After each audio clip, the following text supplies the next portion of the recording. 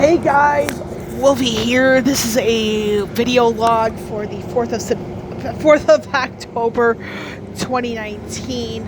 I wanted to give my thoughts and opinions on this whole Me Too movement. And for those of you who may not be aware of what this is pertaining to the whole thing with survivors of either sexual violence, domestic violence, or even both to just come forward with their stories.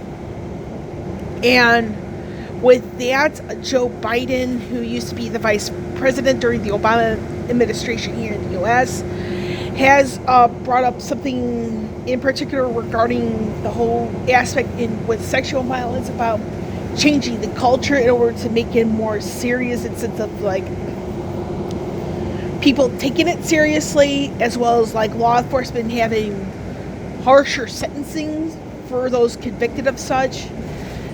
And while I agree that the intentions behind Me Too and Joe Biden's words, those words, the intention behind them is excellent, spot on in my personal opinion, I do feel that it is being abused for all the wrong reasons by the wrong people. Now, I'm sure that some of you guys are going to be saying, Wolvie, you're supposed to listen and believe, blah, blah, blah. Well, here's the thing with this whole listen and believe. And I'm going to be as honest as I can without trying to be all vulgar with what I'm going to say language-wise. The aspect of listen and believe is that by doing that, in my personal opinion, you're not asking the difficult questions. Like, did you tell this to somebody ahead of time? Did you file a police report? Is there something in writing that says that you did your part after it happened?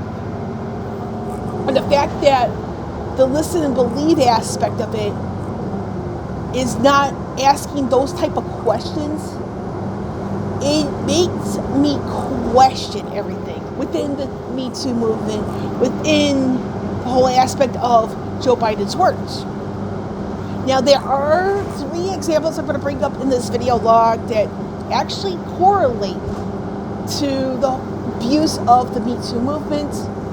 And this goes back to the 90s, believe it or not, before the whole internet age showed up. So when I get to a particular story, I'm going to hit a link to a blog in the description below. So be on the lookout for that when I bring it up. So there are a couple of stories that come from recent years where, and like I said, there are 3 examples I'm going to bring about in this video that either show that the act was consensual,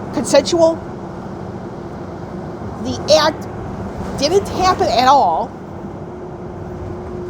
or it did happen but the wrong person was accused and DNA evidence cleared that person's name from the crime.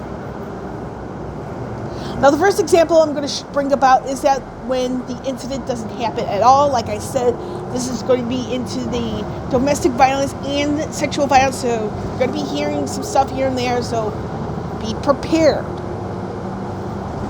And this entire video, before I go any further, 1, I'm on a headset for a microphone. 2, I'm an actual survivor of sexual violence twice. However, I did not bring this up to local authorities either time. And for me, it's a bit of a he said, she said. I would more than likely lose in court now. And I have to face that reality aspect. But anyway, back to the whole thing. So the first example is going to be when the incident did not happen at all. And this is none other than the mixed martial artist Travis Brown.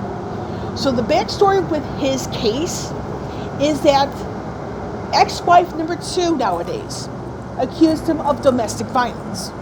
Now, the timing of this so-called accusation was when Travis Brown and Ronda Rousey first became public being a couple. In addition to this, Travis Brown had already filed a legal separation, and he was going through a divorce with ex-wife number 2. At the time, he and Rhonda became public as a couple. It was around this time, now ex-wife number 2 came out with the domestic violence accusations. Now, if this actually had happened, there would have been a police report of sorts being filed already on file that the police would have handed over.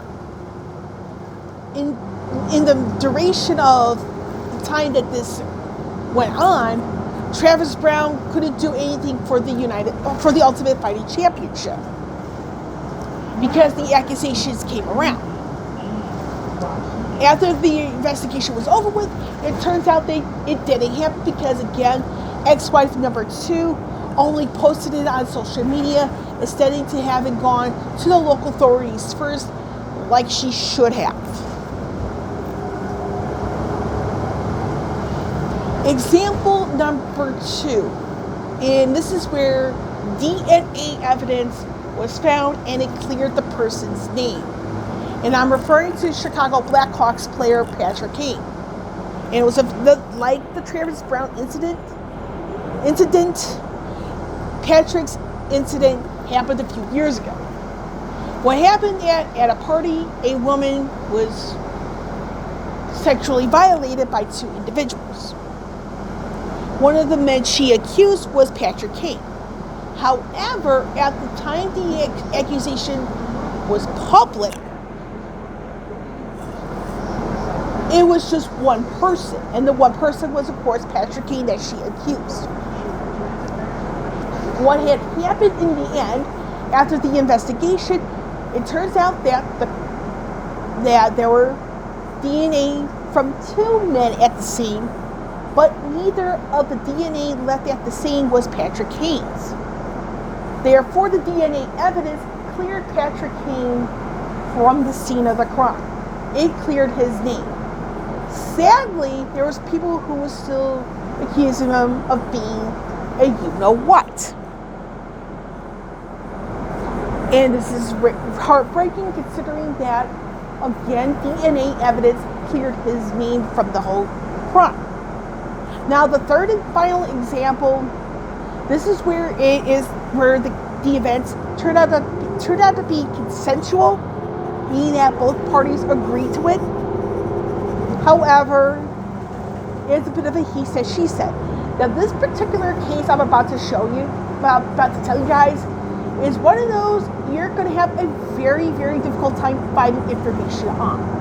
And that's because this incident happened in the 90s. This is before the age of the internet really came to light, before social media. So this is one where I actually had to do a lot of digging around to get some type of blog or website that brings up what I'm about to say. And part of it is mentioned in the blog. However, there's more details of it that was in a book that I once had at the time. Now, the person I'm referring to is from a reality TV show known as The Real World. That was running on MTV for years.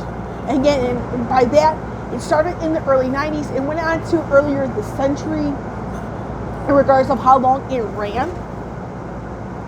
So with that, an individual I'm bringing up is a lad male by the name of Cyrus. He was part of the Boston season of The Real World, which is actually season number 6. And Boston, that particular season was one of the more well-known seasons in the show's history.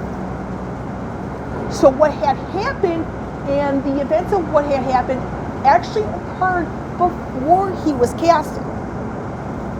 And part of it, it's mentioned in the blog, and I'm going to have a blog that brings this up a little bit in the description below, so I'll have the link to this particular blog. The blog actually confirms something that was brought up in that season by Cyrus's own mouth, and he brings it up in more detail in the book that was correlated with his season. So the little bit of digging I actually had to do, but I finally found a little bit of a proof I was looking for.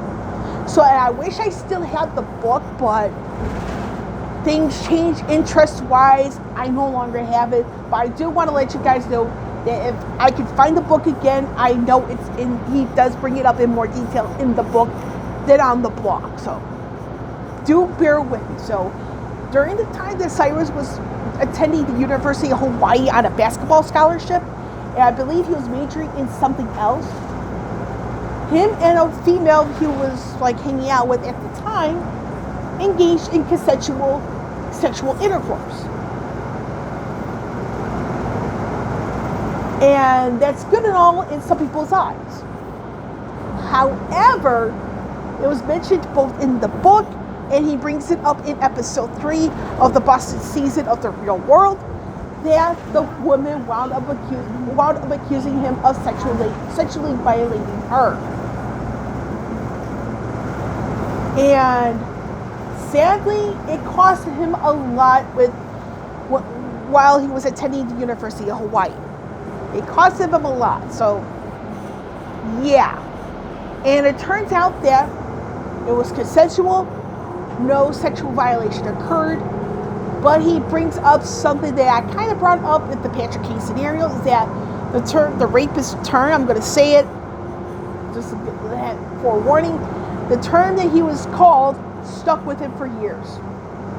And that's the saddest thing for anybody accused of something they truly did not do. So, the moral of the story and the moral of this entire video log is that anybody who feels that they've been violated domestically and or sexually, go to the local authorities. Please tell somebody you report to about this. Don't just go posting it on social media. Please do the right thing. Go to the local authorities. Go to your HR. Go to your boss, please. Because the instant that the actual survivor does not do that, they tend to lose a lot of credibility. And for those of us who are in that mindset of just listen and believe, if we are not asking these difficult questions like, have you told your boss? Have you went to HR? Have you went to the authorities about this? If you're not asking those questions, then you are part of the problem. And for any of us, whether or not we're survivors or we know a survivor, we cannot be afraid to ask the difficult questions. And as a survivor of sexual violence, I beg anybody who has had something happen to them in recent weeks or recent days, please go to the local authorities. Please tell your HR and boss. You gotta have something in writing. Because the less we have true instances in writing, the less credible we become. And this is why the Me Too movement, this whole listen and believe, we need to change. We need to have things in writing. We have to have a police report or something from human resources of wherever, or with a statement from somebody's boss. It's not as difficult. And I say this to both those who are survivors of domestic violence, those who are survivors of sexual violence, or even both, and those who know said survivors. We gotta ask these difficult questions. We've got to get something in writing, because otherwise you're not gonna get taken seriously. And people who make stuff like this up will make things worse. And to those who make stuff up, need to have jail time served. Because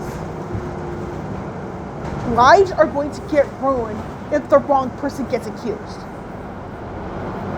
Somebody already had I'm not going to say exactly what happened, but a life is already taken because of the Me Too movement, of the listen and believe aspect.